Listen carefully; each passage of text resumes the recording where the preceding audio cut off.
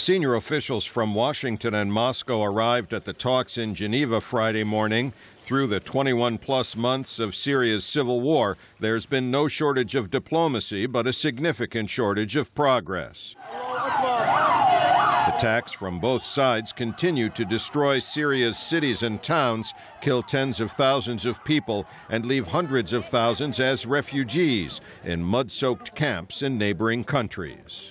There's little sign that we're any closer to any political solution to this crisis. Chris Doyle is the director of the Center for Arab-British Understanding. Because there are divisions in the international community between the United States and Russia, between key regional powers like Saudi Arabia and Iran, there is not a core constituency who are pushing for one single solution to the crisis in Syria. Syrian President Bashar al-Assad remains defiant, as he did during a recent appearance in front of enthusiastic supporters in Damascus. But Doyle and other experts say there is some erosion in Mr. Assad's international support. His friends in Moscow are signaling a willingness to see him fall, indicating they would accept an orderly transition as long as Russia's relationship with a new Syrian government is assured.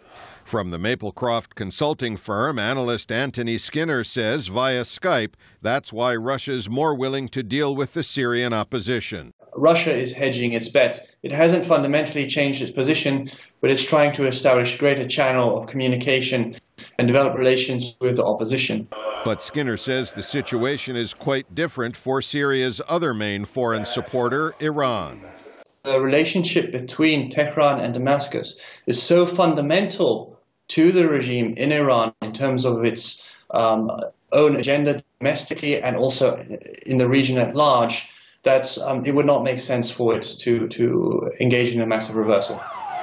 The experts do not see any dramatic change in the Syrian deadlock anytime soon, but Chris Doyle puts some of the onus on the opposition and the West. We need a transition process. If it means that the president has to be there even as a symbolic figure for some months before he is ushered out, maybe that is something that parties need to consider in order to find a way out. Doyle says without some sort of dramatic change on one side or both, the fighting could drag on indefinitely, and there may be little left of Syria for whoever wins. Al Pessin, VOA News, London.